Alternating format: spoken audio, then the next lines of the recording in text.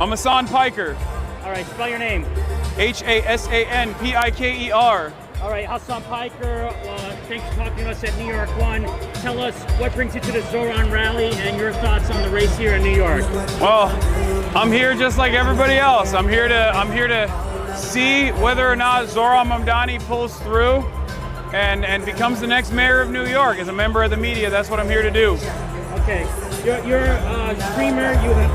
Cuomo's used you as a punching bag against Cuomo. What's your thoughts?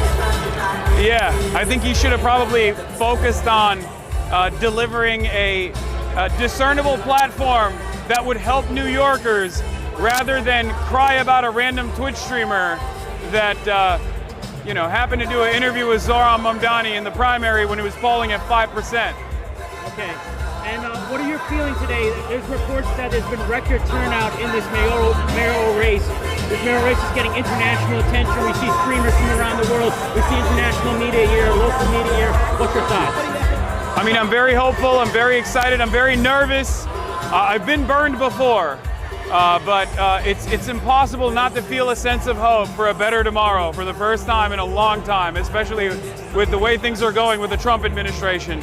I do hope that New Yorkers do the right thing and they voted for Zoran Mamdani for an affordability campaign, for a New York that people can afford to live in. And what's your thoughts on Trump endorsing Cuomo? That is the least surprising thing that happened in this entire election. I mean, we've been saying it. Zoran's campaign has been saying it. And Andrew Cuomo, until the very last moment, duped a bunch of New York Democrats into believing that he was not in the pocket of Donald Trump. And I think it's very disingenuous, but it's of course expected of Andrew Cuomo. That's the reason why he is the disgraced former governor of New York. And hopefully after tonight, his political career will be over for good. The results are going to come out pretty soon. What do you anticipate with the results? I'm hoping, inshallah, praying for a 55% victory for Zoran Mamdani, but who knows? Who knows what happens?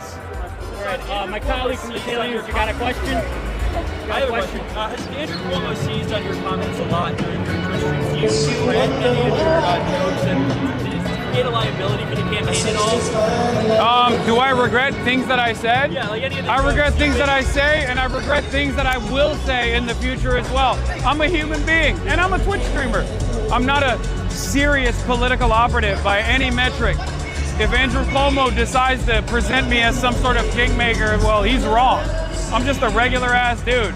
But that's probably the reason why I have 70,000 people watching right now, because people want to hear from regular ass dudes as opposed to more buttoned up commentary folk that don't actually represent the interests of everyday citizens. You say you're hoping for a 55% victory tonight? Yeah, that's what I said. I'm saying fingers crossed, inshallah. If he doesn't reach that level, do you think does he not have the mandate that you wish he would have? Oh no, this was a major contest. This was a major contest. Hundreds of millions of dollars dumped, so many hurdles that Zoran had to overcome. So I'm hoping for that, but that doesn't actually spell whether or not he has a popular mandate. I think what shows that he has the people's wishes is that in spite of all of the odds, he came from a lesser known candidate background to defeating a dynastic name in New York politics in Andrew Cuomo in the primaries, and then still had to continue fighting in a crowded field with the President of the United States of America entering the fray, and even potentially talking about removing funds illegally from New York that were previously allocated. A lot of very wealthy and very powerful people are terrified, I think. And it's really interesting because what Zoran Mamdani has represented as an outsider's perspective is a guy who's putting working class people first in his campaign. And the very fact that that is so terrifying that you have the likes of Stephen Miller, Donald Trump, Bill Ackman, Elon Musk, numerous billionaires in the United States of America, this scared, this worried, is really interesting to me. It's like, why are you so antagonistic to offering people some modest change, a crumb of affordability, a modest expansion of already existing social safety nets? Why is this so hard to fathom for so many wealthy people? And I think it's because they want to destroy hope. They want to destroy hope within the working class that a better tomorrow is possible, because they do worry. And I think some members in the media as well play a formative role in this process to make sure that people are fearful that if the working class is united, they might be able to advocate for their own best interests. Could you talk a little bit about what Zoran's victory would mean for the pro-Palestinian movement from your perspective? I think that the pro-Palestinian position was a third rail, an untouchable part of American politics for far too long. And I think that's another reason why a lot of people feel threatened, even though Zoran Mamdani advocated at the time boldly for the majority position. This was already, the position that he advances is the majority position that many Americans and the overwhelming majority of Democrats also agree with. And yet, for some weird reason, we don't see that in Washington, D.C. And I always ask myself, why?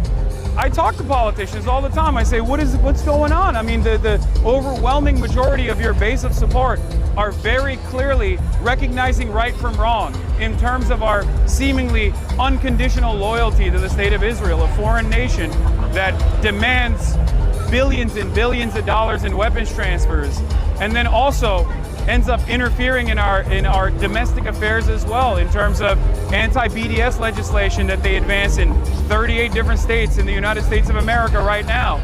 I mean, this is a direct violation of the First Amendment, and for some weird reason, this is like not ever discussed.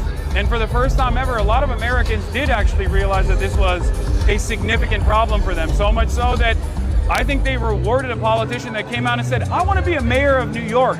I don't need to go to Israel to be the mayor of New York. And I saw so many apolitical people, so many people that are completely checked out of the political process, turn around and say, yeah, actually, that is very cool that he said that. Why are we asking the New York mayor whether or not he'll go to Tel Aviv or visit Tel Aviv? It's a ridiculous question. Thank you. In terms of anti-Zionism, what policies do you want? I'm sorry, what did you say? In terms of anti-Zionism, what policies do you want? I mean, what I want is probably very different than what I think a New York mayor can accomplish, but I'm an advocate for boycott, divestments, and sanctions from the state of Israel. It was a very successful movement against apartheid South Africa, and I think Israel is also an apartheid, and I think making sure that Israel has to follow international human rights is a pretty standard demand to make. But I'm not speaking for Zoran, obviously. I'm speaking for myself. I'm a random person with no affiliations to Zoran Mamdani whatsoever, just for the record. Beyond BDS, anything, like, tell me more. I mean, BDS is pretty good, I think. If you were to even remotely accomplish BDS, or if any American politician were to even start entertaining the conversation, I think we would be moving the needle in a pretty progressive direction. I don't want anyone to suffer. I don't want people living in Israel to suffer. But even my anti-Zionist Jewish allies in Israel tell me, look, it's getting to a point where outside pressure is an absolute necessity of this sort in order to make some significant changes here, because unfortunately it's not happening the way things are going currently. What do you think this means for the Democratic Party? Are you excited by it? Yes, I am, but we shall see. I don't know. We're about to find out what happens in a little bit. Polls just closed.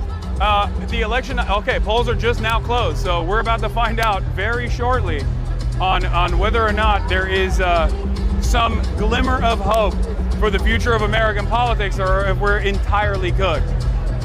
I think a lot of people, yourselves included in the media, because you're also of working class background, probably realize that things are not going too great for the average person. The affordability crisis has not been solved at all, in spite of the fact that Donald Trump ran on solving the affordability crisis and seemingly has done nothing. As a matter of fact, has made things worse with the tariff strategies that are indecipherable.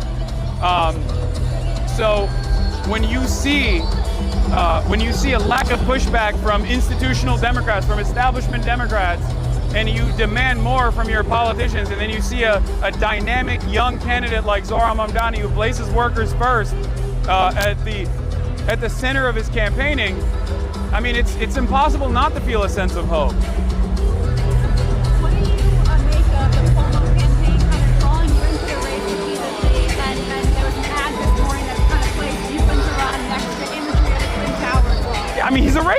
It's just ridiculous. It's ridiculous that he was. Not only is he incredibly racist for trying to associate his historically significant Muslim mayoral competition as somehow being affiliated with 9/11 in the most like sinister way, which he basically gave the game away on the Sid Rosenberg show when he straight up agreed with Sid Rosenberg that Zoran would cheer on another 9/11. Like this is an unacceptable form of bigotry. It's the type of bigotry that you sometimes hear from the likes of Donald Trump, but surprisingly enough, perhaps because of all the Gulf royals that Donald Trump deals with on a financial basis, you don't even hear that level of Islamophobia from Donald Trump. Think about that.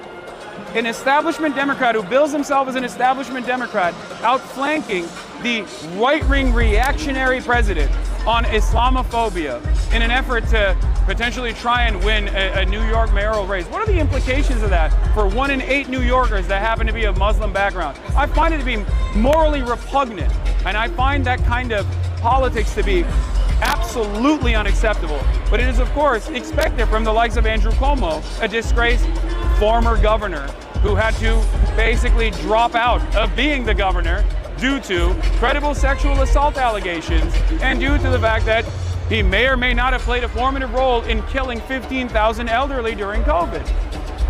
And you see that attitude from his campaign, where he ran around demanding that he be mayor, demanding that he be ordained as mayor, instead of making an affirmative, instead of making a positive statement about what it would look like under his rulership. What would it look like if he was mayor of New York? He didn't do that at all. It was all negative.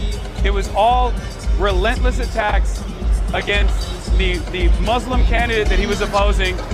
And I hope that we can move beyond this unnecessarily dark chapter in New York electoral races.